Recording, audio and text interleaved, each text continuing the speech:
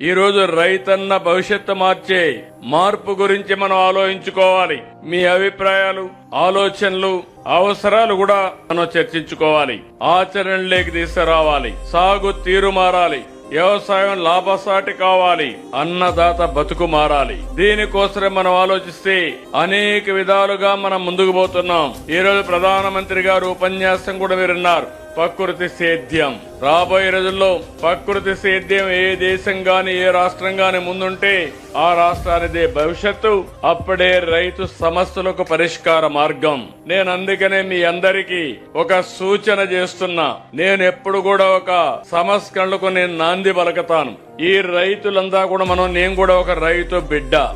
చిన్నప్పుడు మా నాన్న వ్యవసాయం చేస్తా ఉంటే నేను కూడా పోయి సహకరించిన వాడిని. అక్కడి నుంచి ఒక రైతు బిడ్డ ఇన్ని సంవత్సరాలు రాజకీయాల్లో ఉండడమే కాకుండా సమర్థవంతంగా పాలన అందజేసి సుపరిపాలనకు నాంది పలికామంటే ఇక్కడుండే రైతులంతా కలిసి మీ వ్యవసాయంలో లాభసాటిగా చేయలేమా అంటే చేయగలుగుతామనేది నా అభిప్రాయం అని మరొక్కసారి మీ అందరికీ హామీ ఇస్తున్నా.